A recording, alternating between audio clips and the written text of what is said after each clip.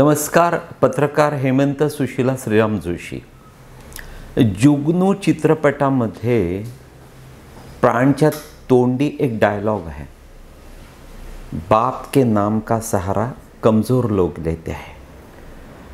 राजकारणात देखील दरवेळी नाही पण अनेकदा घडतं, जे नेते कमजोर असतात ते घरातल्या महिलांना राजकारणात पुढे करतात. अर्थात इंदापूरच्या अंकिता पाटील ठाकरे यांचं तसं नाही. त्या अगदी सुरुवातीपासून राजकीय महत्त्वाकांक्षी आहेत आणि ती तशी कल्पना त्यांनी लग्नापूर्वीच निहार ठाकरे यांना दिलेली होती. पण तरीही या दिवसात त्यांची संसारातली फरफट बघवत नाही. म्हणजे त्या तिकडे इंदापुरात असतात आणि निहार ठाकरे मुंबईत वकिली करतात. मला असं वाटतं की हर्षवर्धन पाटलांनी एक छान निर्णय घ्यावा. म्हणजे एकतर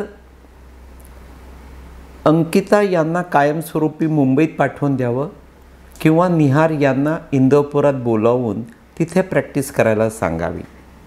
म्हणजे त्या दोघांमध्ये सुखाचा संसार नक्की होईल.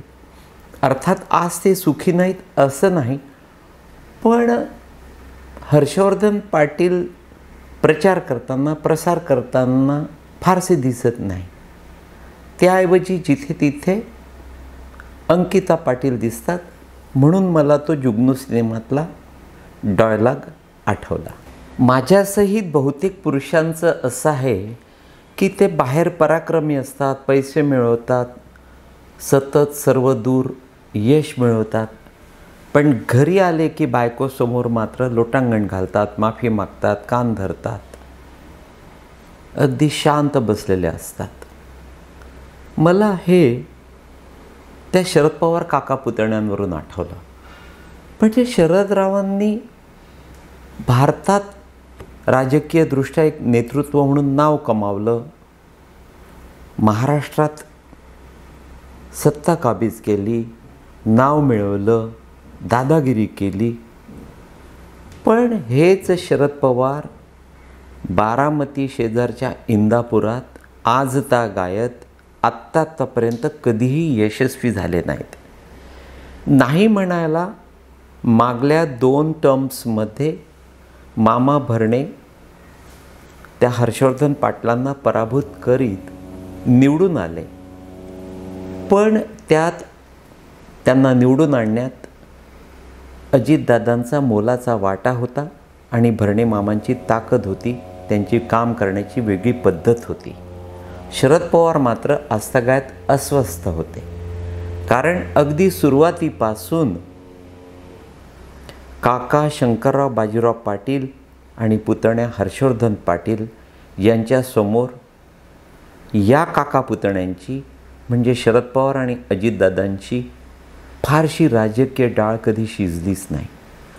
त्यामुळे शरदराव यांच्या मनात राग खदखदत होता. पण घडलं काय की यावेळी त्या हर्षवर्धन पाटलांचा तो राजकीयदृष्ट्या लोभी स्वभाव, सत्तेविना तडफडणं, ते नेमकं शरद पवारांसाठी फायद्याचं ठरलं. शरदरावांच्या हे हर्षवर्धन पाटील कधी नव्हे ते अलगद जाळ्यात अडकले. त्यामुळे गेल्या कित्येक वर्षांचा वचपा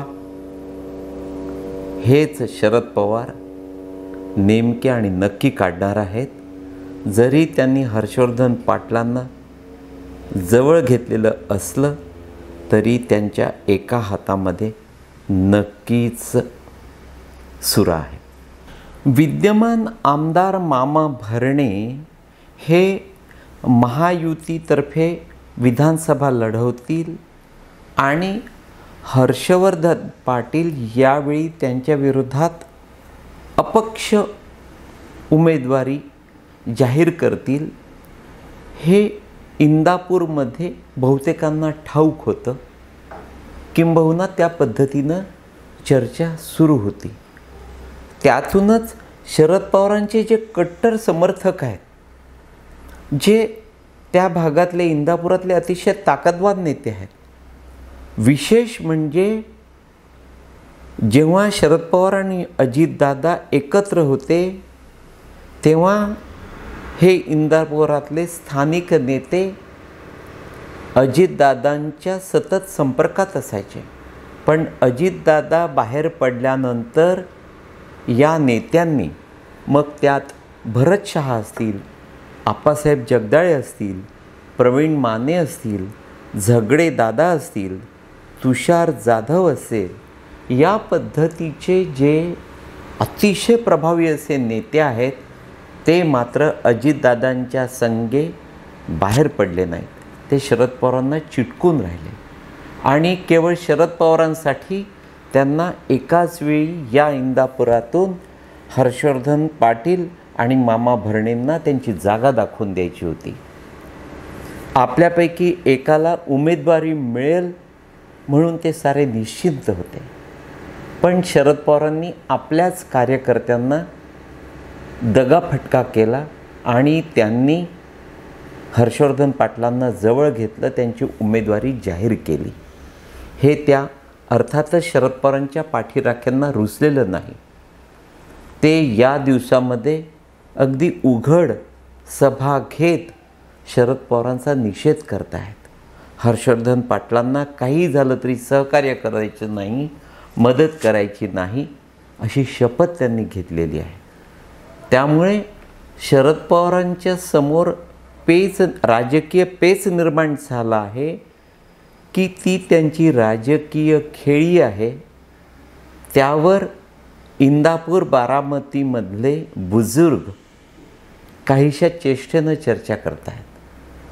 कारण इकडे शरद पवारांनी त्या हर्षवर्धन पाटलांना उघड जवळ घ्यायचं आणि आतून या आपल्या पाठीराख्यांपैकी एखाद्याला अपक्ष उभं करून त्याला सर्वतोपरी ताकद द्यायची. मला असं वाटतं शरदरावांचा हा नेहमीचा स्वभाव आणि तेच घडेल. एकाच वेळी शरद पवार कायमस्वरूपी ज्यानं त्यांना दगाफटका केला त्या मामा भरणेंना आणि हर्षवर्धन पाटलांना राजकीयदृष्ट्या कायमस्वरूपी संपवून एक वेगळं नवं नेतृत्व त्या इंदापुरातून उभं करतील, हीच दाट शक्यता वाटते.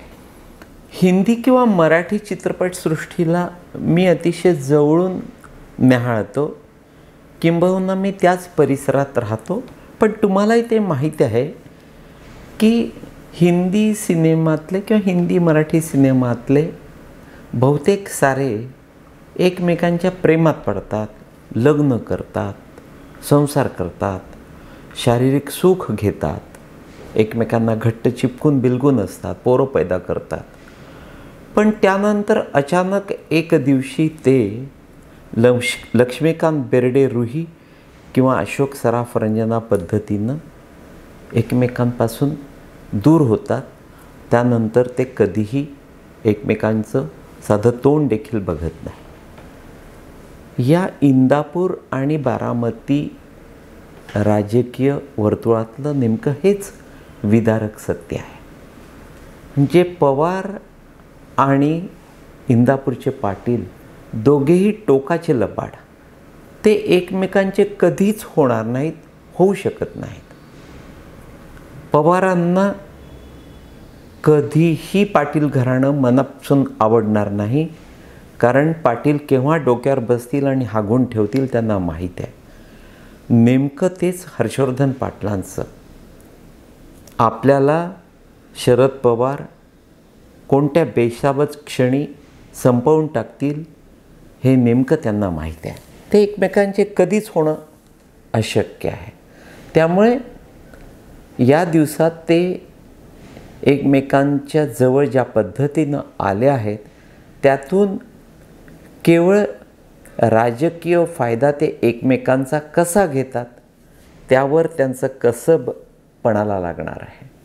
इंदापूर विधानसभा मतदारसंघात केवळ स्वतःचा विकास आणि मतदारसंघ भकास, शेजारच्या बारामती विधानसभा मतदारसंघाकडे सतत कायम असूयेनं बघणारे अस्वस्थ इंदापूरकर यांच्या मनातून हर्षवर्धन पाटील तसेही कायमचे उतरलेले, म्हणून लागोपाठ 2 वेळा ते विधानसभेला पराभूत झाले. सर्वसामान्य भरणे मामांनी त्यांना पराभूत केलं, चारी मुंड्याचीत केलं. मित्रांनो, आपला नवरा परदेशात निघून गेल्यानंतर जेव्हा एखादी स्त्री पुरुषाच्या प्रेमात पडते तेव्हा त्या पुरुषाला देखील माहिती असतं की तिची ही टायमिंग ॲडजस्टमेंट आहे. शरद पवार आणि हर्षवर्धन पाटील यांच्यातलं हे नातं याच पद्धतीचं. हर्षवर्धन पाटील आणि शरद पवार दोघांनाही यावेळी एकमेकांची गरज आहे. इकडे हर्षवर्धन पाटलांना महायुतीचा बदला घ्यायचा आहे आणि तिकडे शरद पवारांना अजितदादांचं महत्त्व संपायचं आहे. थोडक्यात काय तर दोघांचे उद्देश कॉमन आहेत, म्हणूनच ते दोघं एकत्र आले आहेत. पण जे हर्षवर्धन पाटील काँग्रेसचे झाले नाहीत, ज्या भारतीय जनता पक्षानं त्यांना संकटातून वाचवलं त्या भाजपचे झाले नाहीत, त्या मित्र फडणवीसांना त्यांनी दगाफटका केला, ते आपले कधीही होणार नाही हे ज्या पद्धतीनं शरद पवारांना माहिती आहे, तीच भूमिका शरदरावांची आहे हे देखील हर्षवर्धन पाटलांना माहिती आहे. पण शरद पवारांचं त्यांच्या या निर्णयामुळे फटका केल्यामुळे फारसं बिघडणार नाही. हर्षवर्धन पाटील ज्या पद्धतीनं वागत आहेत तो त्यांचा बेभरवशाचा काहीसा फसवा स्वभाव कदाचित त्यांची कन्या अंकिता हिला नक्कीच अडचणीचा ठरणार आहे. जर ही पोर आपल्या बापाच्या पावलावर पाऊल ठेवत राजकीयदृष्ट्या या पद्धतीचे घातक निर्णय घेत असेल तर मला असं वाटते हेच इंदापूरकर या पाटील घराण्याला राजकीय प्रवाहातून कायमचे बाजूला करून मोकळे होतील. तूर्त एवढेच मित्रांनो, नमस्कार.